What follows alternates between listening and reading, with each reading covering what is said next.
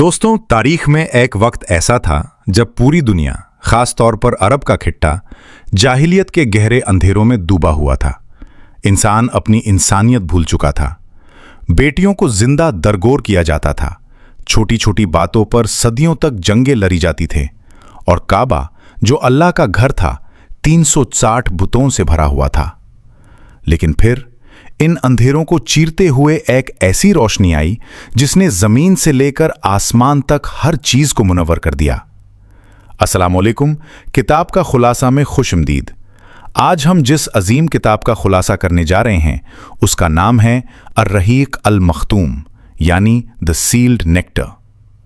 ये किताब मौलाना सफ़ीउर रहमान मुबारकपुरी ने लिखी है और इसे 1969 में रबिता अल अलाम अल इस्लामी के मुकाबले में पूरी दुनिया में पहला इनाम मिला। ये किताब हमारे प्यारे नबी हज़रत मोहम्मद सल्लल्लाहु अलैहि वसल्लम की मुकम्मल और मुस्तनाद सीरत है। मक्का के अजीम कबीले कुरैश में हज़रत अब्दुल्ला और हज़रत अमीना के घर 12 रबीउल अव्वल को वो अजीम हस्ती इस दुनिया में तशरीफ़ लाए। आप सल्लल्लाहु अलैहि वसल्लम की पैदाइश से पहले ही आपके वालिद का इंतकाल हो चुका था। 6 साल की उम्र में वालिदा का सया भी सर से उठ गया, लेकिन अल्लाह रब्बुल इज़्ज़त खुद अपने आखिरी नबी सल्लल्लाहु अलैहि वसल्लम की तरबियत कर रहा था। जवानी में ही मक्का के लोग आप सल्लल्लाहु अलैहि वसल्लम के आला अखलाक की वजह से आपको अल सादिक और अल अमीन कहकर पुकारते थे। 25 साल की उम्र में आप सल्लल्लाहु अलैहि वसल्लम का निकाह हज़रत खदीजा रदियल्लाहु से हुआ, जिन्होंने जिंदगी के हर मुश्किल मोड़ पर आपका साथ दिया। जब आप सल्लल्लाहु अलैहि वसल्लम की उम्र 40 साल के करीब हुई तो आपने गारे हीरा में इबादत के लिए जाना शुरू कर दिया। और फिर वो अजीम दिन आया जिसने इंसानियत की तारीख बदल दी। हज़रत जिब्रील अलैहिस्सलाम वही लेकर नाजिल हुए और फरमाया, इक़रा। ये इस्लाम की पहली किरण थी। शुरू के 3 साल तक दावत इस्लाम खुफिया रही, लेकिन जब अल्लाह का हुक्म आया कि खुल्लम खुल्ला तबलीग करें तो वही मक्का के लोग जो कल तक सादिक और अमीन कहते थे वो दुश्मन बन गए। अर्रहीक अल मख्तूम में उन तकलीफ़ का बहुत दर्दनाक जिक्र है जो इब्तिदाई मुसलमानों पर ढाई गईं। हज़रत बिलाल को तापती हुई रेत पर लिटाकर उनके सीने पर भरी पत्थर रखा गया, लेकिन उनकी ज़ुबान से एक ही आवाज़ आती थी, आहत आहत। अम्मार बिन यासिर के वालिदैन को शहीद कर दिया गया। खुद नबी करीम के रास्ते में कांटे बिछाए गए, आप पर कुरा फेंका गया। फिर नबूवत का 10वां साल आया जिसे आमुल हुज़न कहा जाता है। इस साल आपकी सबसे बड़ी ढल हज़रत खदीजा और आपके चाचा अबू तालिब इंतकाल कर गए। जुल्म से तंग आकर आप ताइफ तशरीफ़ ले गए ताकि वहाँ के लोगों को इस्लाम की दावत दें, लेकिन ताइफ के सरदारों ने न सिर्फ इनकार किया बल्कि शहर के बदमाशों और बच्चों को आपके पीछे लगा दिया। उन्होंने पत्थर मार मार कर आपको लहूलुहन कर दिया।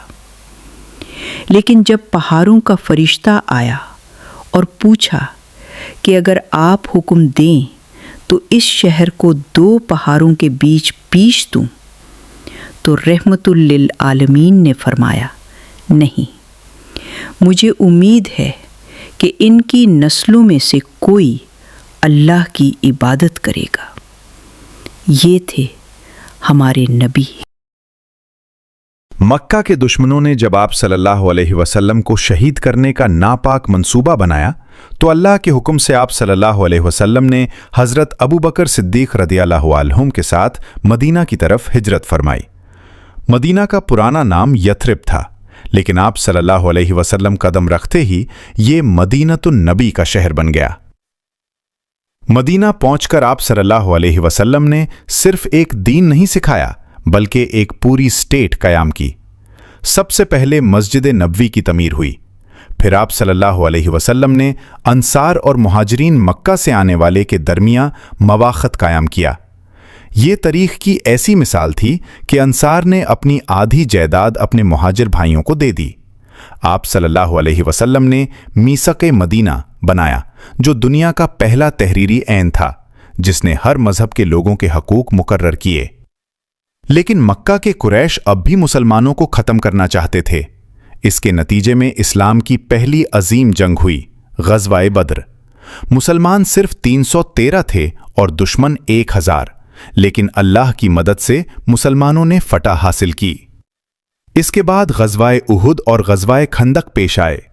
الرحیق المختوم میں ان جنگوں کی ایسی منظرکاشی کی گئی ہے کہ پڑھنے والا خود کو میدان جنگ میں محسوس کرتا ہے۔ آپ صلی اللہ علیہ وسلم نے سکھایا کہ ایک مسلمان جنگ میں بھی اخلاق نہیں چھوڑتا۔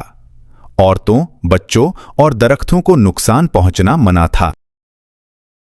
6 ہجری میں آپ صلی اللہ علیہ وسلم 1400 صحابہ کے ساتھ عمرہ کی نیت سے مکہ روانہ ہوئے، لیکن قریش نے انہیں حدیبیہ کے مقام پر روک دیا۔ یہاں ایک معاہدہ طے پایا جسے صلح حدیبیہ کہتے ہیں۔ بظاہر یہ شرطیں مسلمانوں کے خلاف لگ رہی تھیں، لیکن اللہ نے قرآن میں اسے فتح مبین قرار دیا۔ اس امان کے وقت میں اسلام تیزی سے پورے عرب میں پھیل گیا۔ پھر وہ دن آیا، تاریخ کا سب سے عظیم دن، فتح مکہ۔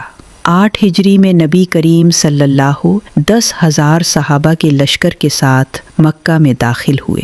جس شہر سے آپ کو 8 سال پہلے مجبور کر کے نکالا گیا تھا، آج آپ وہاں فتح یاب ہو کر آ رہے تھے، لیکن آپ کا سر اتنا جھکا ہوا تھا کہ آپ کی دری مبارک اونٹنی کی کوہ سے لگ رہی تھی۔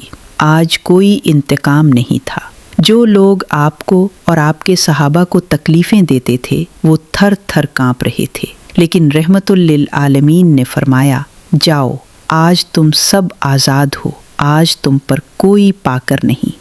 خانہ کعبہ کو 360 بتوں سے پک کیا گیا اور حضرت بلال رضی اللہ نے کعبہ کی چٹ پر چڑھ کر اذان دی۔ حق آ گیا اور باطل مٹ گیا۔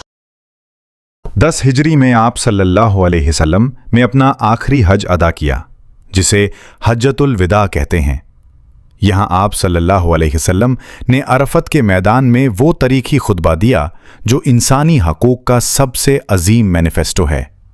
آپ صلی اللہ علیہ وسلم نے فرمایا، کسی عربی کو اجامی پر اور کسی گورے کو کلے پر کوئی فضیلت نہیں سوائے تقوی کے۔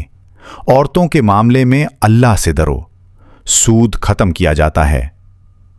اور پھر پوچھا، کیا میں نے تم تک اللہ کا پیغام پہنچا دیا؟ لاکھوں صحابہ نے اشک بار آنکھوں سے جواب دیا، ہاں یا رسول اللہ۔ تو آپ صلی اللہ نے آسمان کی طرف انگلی اٹھا کر فرمایا، یا اللہ تو گواہ رہنا۔ دوستوں، 11 ہجری 12 ربیع الاول کو تمام انسانیت کے محسن ہمارے آقا اس دنیا فانی سے پردہ فرما گئے۔ الرحیق المختوم ہمیں صرف ایک طریق نہیں پڑھاتی، یہ ہمیں بتاتی ہے کہ زندگی کیسے گزارنی ہے۔ یہ بتاتی ہے کہ سچائی کا راستہ مشکل ضرور ہے، لیکن آخری کامیابی اسی کی ہے۔ اگر آپ نے یہ کتاب نہیں پڑھی تو اپنی زندگی میں ایک بار اس عظیم سیرت کو ضرور پڑھیں۔ اگر اس خلاصے نے آپ کے دل میں عشق رسول کی چنگاری کو روشن کیا ہے تو کامنٹ سیکشن میں درود شریف ضرور لکھیں۔ ویڈیو کو لائک کریں اور کتاب کا خلاصہ کو سبسکرائب کریں تاکہ ایسی کھیر کی باتیں آگے پھیلتی رہیں۔ اپنا اور اپنے آس پاس کے لوگوں کا خیال رکھیں۔ اللہ حافظ۔